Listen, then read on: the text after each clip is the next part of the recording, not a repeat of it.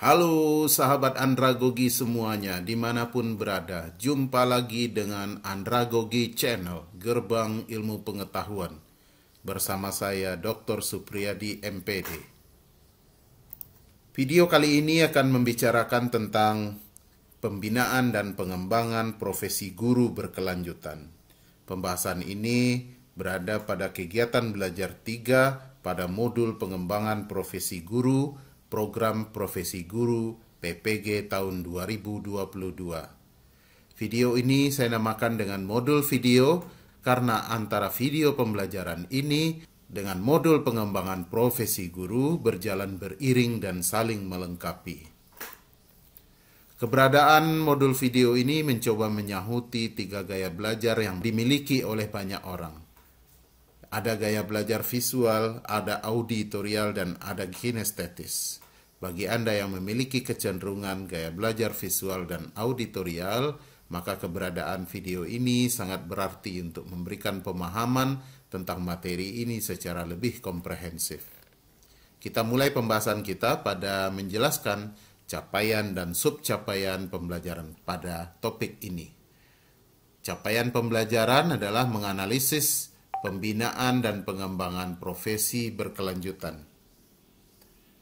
Sementara subcapaian pembelajaran kita ada 3. Pertama, menganalisis konsep pengembangan profesi guru berkelanjutan. Yang kedua, menganalisis penilaian kinerja guru. Yang ketiga, menganalisis bentuk kegiatan pengembangan profesi guru berkelanjutan. Pembahasan pertama kita pada pengembangan profesi guru berkelanjutan. Kita mulai dulu dari menjelaskan pengertian pengembangan profesi guru berkelanjutan. Pengembangan profesi guru berkelanjutan merupakan pengembangan kompetensi guru yang dilaksanakan sesuai dengan kebutuhan, secara bertahap, berkelanjutan untuk meningkatkan profesionalitas guru. Dengan demikian, guru dapat memelihara, meningkatkan dan memperluas pengetahuan dan keterampilannya untuk melaksanakan proses pembelajaran secara profesional. Pengembangan keprofesian berkelanjutan guna mendukung pengembangan profesi bagi guru pembelajar atau PPGP mencakup kegiatan perencanaan yang diawali dari hasil evaluasi diri, uji kompetensi guru atau UKG, dan penilaian kinerja guru atau PK guru oleh kepala sekolah dan atau tim penilai sekolah pada pelaksanaan pembelajaran di kelas dan tugas lainnya. Melalui siklus evaluasi, refleksi pengalaman belajar, perencanaan, dan implementasi kegiatan PPGP, guru diharapkan mampu meningkatkan kompetensi pedagogik, profesional, sosial, dan kepribadian untuk pelaksanaan pembelajaran yang berdampak pada pengembangan karirnya. Kegiatan evaluasi diri, uji kompetensi, penilaian kinerja guru, dan pengembangan keprofesian berkelanjutan bagi guru pembelajar yang merupakan kegiatan yang tidak dapat dipisahkan satu dengan yang lainnya. Mulai seorang guru dinyatakan sebagai guru profesional dengan kepemilikan sertifikat serta melaksanakan profesinya sebagai guru. Kemudian, tujuan dari pengembangan profesi guru berkelanjutan. Tujuan umum pengembangan keprofesian berkelanjutan guna mendukung pengembangan profesi bagi guru pembelajar adalah untuk meningkatkan kualitas layanan pendidikan di sekolah dalam rangka meningkatkan mutu pendidikan. Secara khusus, tujuan pengembangan keprofesian berkelanjutan berguna mendukung mengembangkan profesi bagi guru pembelajar atau PPGP adalah sebagai berikut. Pertama, meningkatkan kompetensi guru untuk mencapai standar kompetensi yang ditetapkan dalam peraturan perundangan yang berlaku. Yang kedua, memutaakhirkan kompetensi guru untuk memenuhi kebutuhan guru dalam perkembangan ilmu pengetahuan, teknologi, dan seni untuk memfasilitasi proses pembelajaran peserta didik. Yang ketiga, meningkatkan komitmen guru dalam melaksanakan tugas pokok dan fungsinya sebagai tenaga profesional. Yang keempat, menumbuhkan rasa cinta dan bangga sebagai penyandang profesi guru. Yang kelima, meningkatkan citra, harkat dan martabat profesi guru di masyarakat. Yang keenam, menunjang pengembangan karir guru. Manfaat pengembangan profesi guru berkelanjutan. Manfaat pengembangan keprofesian berkelanjutan guna mendukung pengembangan profesi bagi guru pembelajar yang terstruktur, sistematis, dan memenuhi kebutuhan peningkatan keprofesian guru adalah sebagai berikut. Yang pertama, bagi peserta didik. Peserta didik memperoleh jaminan pelayanan dan pengalaman belajar yang efektif. Yang kedua, bagi guru. Guru dapat memenuhi standar dan mengembangkan kompetensinya, sehingga mampu menghadapi perubahan internal dan eksternal dalam memenuhi kebutuhan belajar peserta didik untuk menghadapi kehidupannya di masa yang akan datang. Yang ketiga, bagi sekolah atau madrasah. Sekolah atau madrasah mampu memberikan layanan pendidikan yang berkualitas kepada peserta didik. Yang keempat, bagi orang tua atau masyarakat. Orang tua atau masyarakat memperoleh jaminan bahwa anak mereka mendapatkan layanan pendidikan yang berkualitas dan pengalaman belajar yang efektif. Yang kelima, bagi pemerintah. Bagi pemerintah dapat memberikan jaminan kepada masyarakat tentang layanan pendidikan yang berkualitas dan profesional.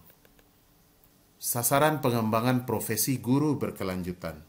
Sasaran kegiatan pengembangan keprofesian berkelanjutan guna mendukung pengembangan profesi bagi guru pembelajar adalah semua guru pada satuan pendidikan yang berada di lingkungan Kementerian Pendidikan dan Kebudayaan, Kementerian Agama, dan atau kementerian lain, serta satuan pendidikan yang diselenggarakan oleh masyarakat. Pembahasan berikutnya adalah berkenaan dengan penilaian kinerja atau PK guru.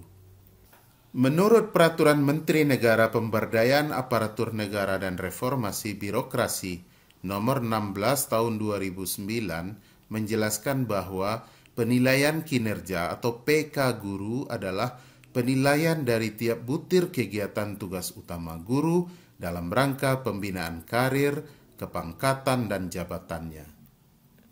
Pelaksanaan tugas utama guru tidak dapat dipisahkan dari kemampuan seorang guru dalam penguasaan pengetahuan, penerapan pengetahuan, dan keterampilan sebagai kompetensi yang dibutuhkan sesuai dengan amanat Peraturan Menteri Pendidikan Nasional Nomor 16 Tahun 2007 tentang standar kualifikasi akademik dan kompetensi guru. Sistem penilaian kinerja guru. Sistem penilaian kinerja guru adalah sistem penilaian yang dirancang untuk mengidentifikasi kemampuan guru dalam melaksanakan tugasnya melalui pengukuran penguasaan kompetensi yang ditunjukkan dalam unjuk kerja. Secara umum, PK guru memiliki dua fungsi utama sebagai berikut.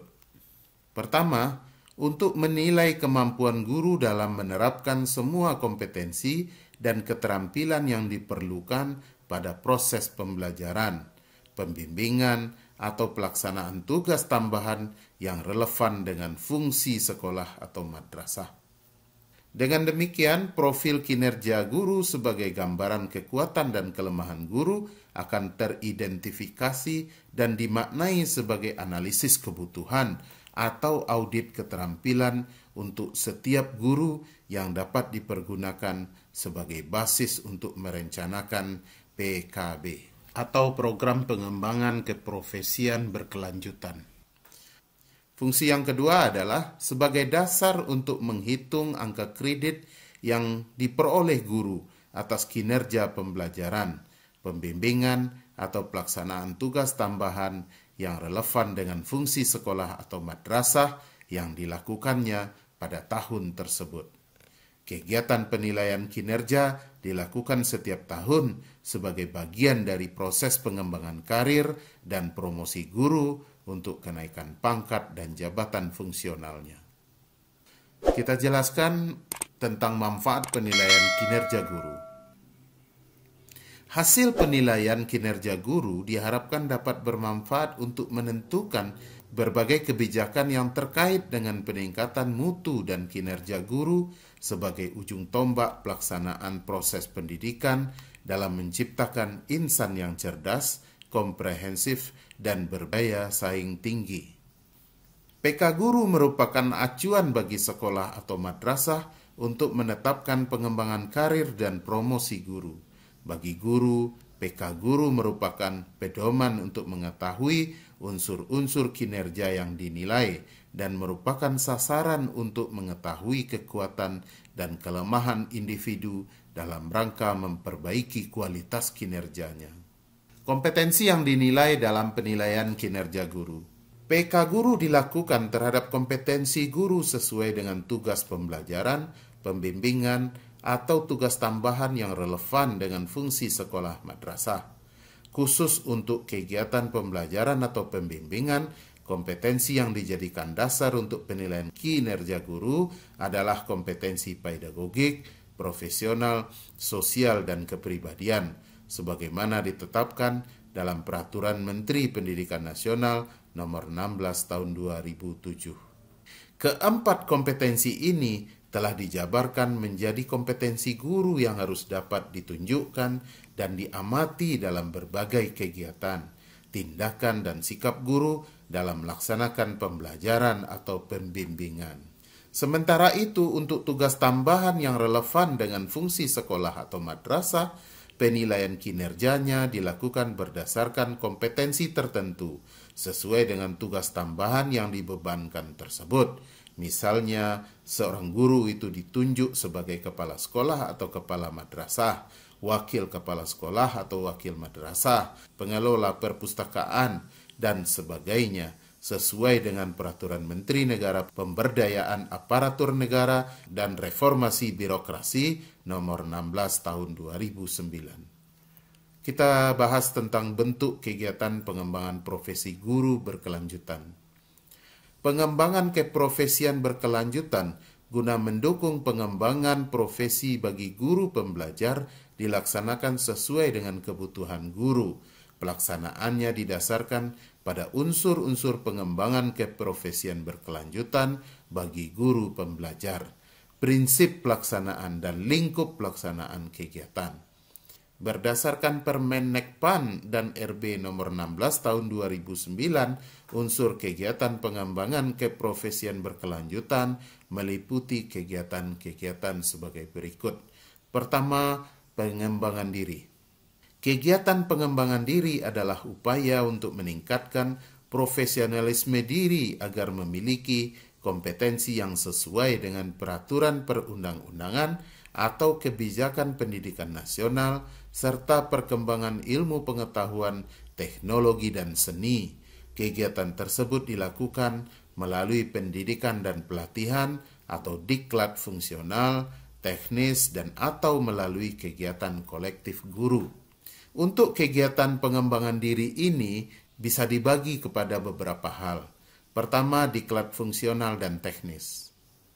Kegiatan diklat fungsional dan teknis sesuai dengan amanat peraturan pemerintah nomor 101 tahun 2000 tentang pendidikan dan pelatihan Jabatan Pegawai Negeri Sipil pasal 8 ayat 1 menyatakan bahwa diklat dalam jabatan dilaksanakan untuk mengembangkan pengetahuan, keterampilan, dan sikap pegawai negeri sipil agar dapat melaksanakan tugas-tugas pemerintah dan pembangunan dengan sebaik-baiknya. Di dalam pasal yang sama, ayat 2, dinyatakan bahwa diklat dalam jabatan terdiri dari diklat kepemimpinan, diklat fungsional, dan diklat teknis. Selanjutnya, pasal 11 ayat 1 menyatakan bahwa diklat fungsional dan teknis dilaksanakan untuk mencapai persyaratan kompetensi yang sesuai dengan jenis dan jenjang jabatan fungsional masing-masing jenis dan jenjang jabatan fungsional. Yang kedua adalah kegiatan kolektif guru. Kegiatan kolektif guru adalah kegiatan guru dalam mengikuti kegiatan pertemuan ilmiah atau mengikuti kegiatan bersama yang dilakukan guru baik di sekolah maupun di luar sekolah, seperti KKG, MGMP, MGBK, dan sebagainya, yang bertujuan untuk meningkatkan keprofesian guru. Di dalam kegiatan kolektif dimaksud dapat membahas beberapa topik kegiatan dalam 1 tahun dengan ketentuan 1 topik kegiatan minimal dilaksanakan dalam 3 kali pertemuan untuk membahas tentang materi atau topik tertentu, sehingga dalam 1 tahun guru paling tidak membahas 4 materi atau topik yang dilaksanakan untuk 12 kali pertemuan. Berikut akan dijelaskan beberapa contoh bentuk kegiatan kolektif guru, yaitu pertama, mengikuti lokakarya atau kegiatan kelompok atau musyawarah kerja guru atau in-house training untuk menyusun perangkat kurikulum dan atau kegiatan termasuk pembelajaran berbasis TIK, penilaian, pengembangan media pembelajaran, dan atau kegiatan lainnya untuk kegiatan pengembangan keprofesian berkelanjutan bagi guru. Yang kedua, mengikuti seminar, kolokium, diskusi panel, atau bentuk pertemuan ilmiah lainnya, baik sebagai pembahas maupun sebagai peserta. Seminar tersebut tidak termasuk seminar laporan hasil penelitian yang dilakukan guru tersebut. Yang ketiga, mengikuti kegiatan kolektif lain yang sesuai dengan tugas dan kewajiban guru terkait dengan pengembangan keprofesiannya. Misalnya, studi banding, kemitraan, dan sejenisnya.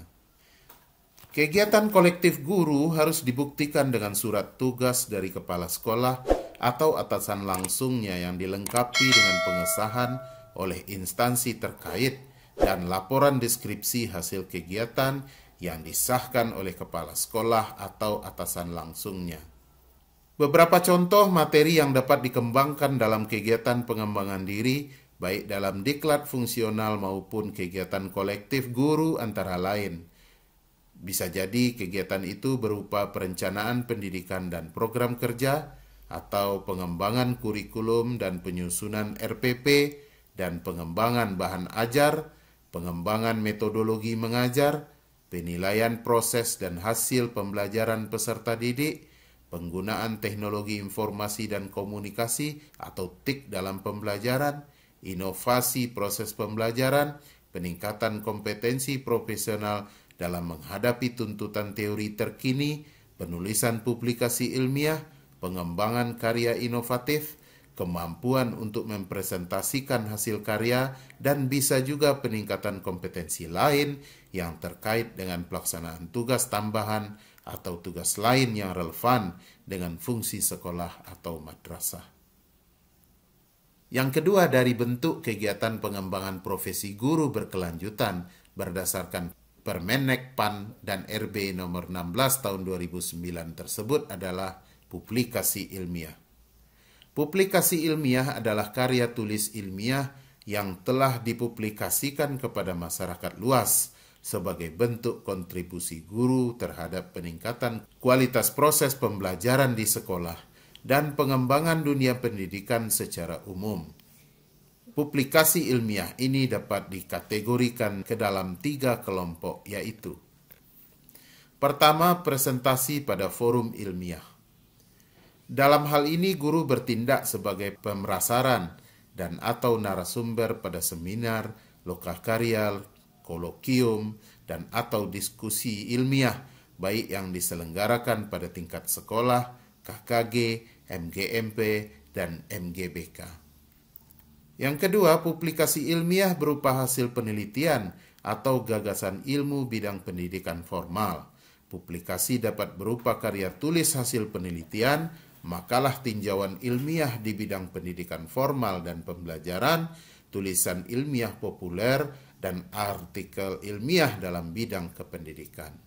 Karya ilmiah ini telah diterbitkan dalam jurnal ilmiah tertentu atau minimal telah diterbitkan dan diseminarkan di sekolah masing-masing. Dokumen karya ilmiah disahkan oleh kepala sekolah dan disimpan di perpustakaan sekolah. Bagi guru yang mendapatkan tugas tambahan sebagai kepala sekolah, karya ilmiahnya harus disahkan oleh kepala dinas pendidikan setempat. Yang ketiga adalah publikasi buku teks pelajaran, buku pengayaan, dan atau pedoman guru. Buku yang dimaksud dapat berupa buku pelajaran, baik sebagai buku utama maupun sebagai buku pelengkap, modul, diktat pembelajaran per semester, buku dalam bidang pendidikan, karya terjemahan, dan buku pedoman guru. Buku tersebut harus tersedia di perpustakaan sekolah tempat guru bertugas. Keaslian buku harus ditunjukkan dengan pernyataan keaslian dari kepala sekolah atau dinas pendidikan setempat bagi guru yang mendapatkan tugas tambahan sebagai kepala sekolah. Bentuk ketiga dari kegiatan pengembangan profesi guru berkelanjutan adalah karya inovatif. Karya inovatif adalah karya yang bersifat pengembangan, modifikasi, atau penemuan baru sebagai bentuk kontribusi guru terhadap peningkatan kualitas proses pembelajaran di sekolah dan pengembangan dunia pendidikan, sains atau teknologi dan seni. Karya inovatif ini dapat berupa penemuan teknologi tepat guna, penemuan atau penciptaan atau pengembangan karya seni, pembuatan atau modifikasi alat pelajaran, peraga, praktikum, atau penyusunan standar, pedoman, soal, dan sejenisnya pada tingkat nasional maupun provinsi.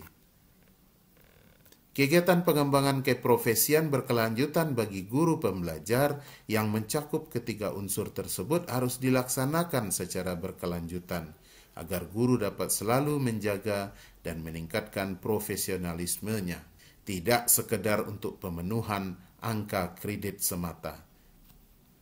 Oleh sebab itu, meskipun angka kredit seorang guru diasumsikan telah memenuhi persyaratan untuk kenaikan pangkat dan jabatan fungsional tertentu, guru tetap wajib melakukan kegiatan pengembangan keprofesian berkelanjutan guna mendukung pengembangan profesi bagi guru pembelajar.